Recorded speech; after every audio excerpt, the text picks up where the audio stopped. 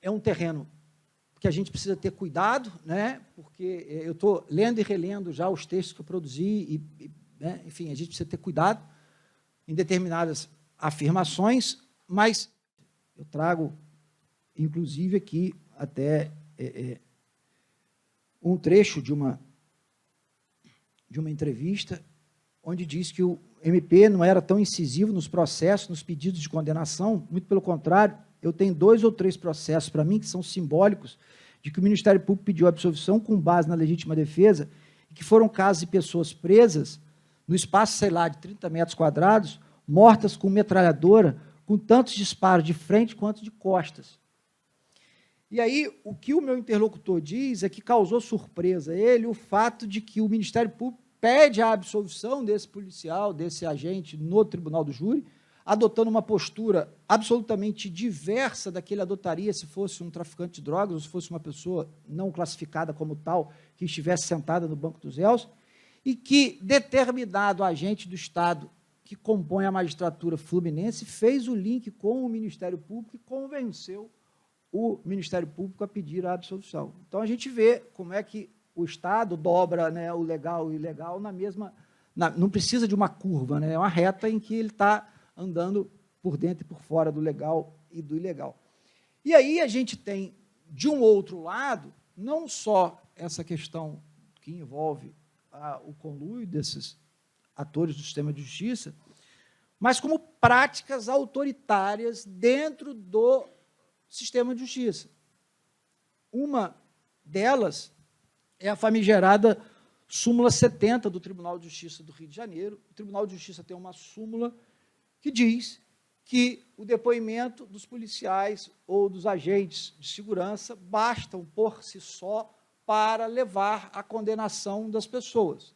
E aí, quando nós estudamos milícia, estudamos a tipologia das milícias, o requisito das milícias, a gente vê, dia sim, dia também, que não existe milícia sem a participação de agente público, sem participação de polícia. E olha que contrassenso, a polícia que negocia na ponta a mercadoria política, ela é a testemunha que serve de base para a condenação. Uma delas é derrubar essa súmula 70 do Tribunal de Justiça do Rio de Janeiro, para que a gente possa ter um mínimo de igualdade na produção e na análise da prova, para que toda prova valha como prova e que não tenha uma supremacia de uma prova de determinados agentes que, teoricamente, podem ser envolvidos com organizações criminosas e que acabam sendo os juízes e as juízas da causa. Uma outra questão são os antecedentes da vítima e a utilização dos antecedentes da vítima para legitimar atos de violência, sobretudo violências do Estado.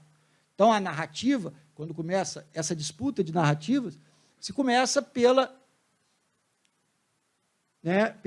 passagem, pela vida pregressa daquela pessoa que morreu, daquela pessoa que foi vítima de violência estatal. E percebam, a gente tem alguns caminhos aí para tentar combater isso. No júri, por exemplo, a reforma do Código de Processo Penal proíbe, no artigo 478, que se utilize do uso de algemas no réu como argumento de autoridade para condená-lo ou para absolvê-lo, de determinadas decisões judiciais exaradas naquele processo como argumento de autoridade, e a gente pode caminhar para inserir nesse 478 a proibição absoluta de se questionar antecedente de quem quer que seja para pedir absolvição ou condenação, seja do réu, seja de vítima. Por quê? Porque quando você julga com antecedente, você não julga fato, você julga pessoa.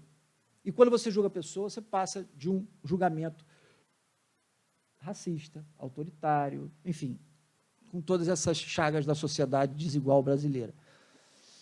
E percebam, isso não seria uma novidade, ainda que não tivesse na lei, porque o STF já fez isso em tema de feminicídio, quando proibiu a qualquer agente do Estado a utilização da legítima defesa da honra para pleitear a absolvição daquele autor do feminicídio.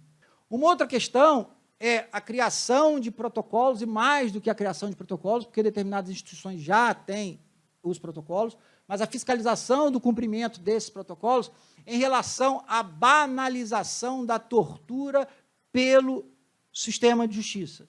Por quê? Porque uma das funções da audiência de custódia é analisar a legalidade ou ilegalidade daquela prisão e a necessidade da manutenção daquela prisão.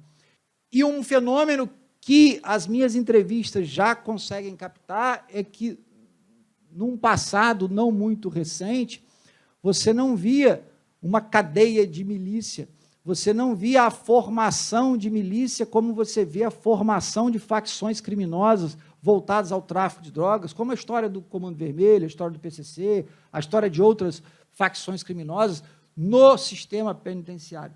Mas, a partir, um dos meus entrevistados diz que, a partir dessa separação de cadeia de tráfico, cadeia de milícia, há, sim, dentro do sistema penitenciário, a cooptação de agentes para o exército miliciano.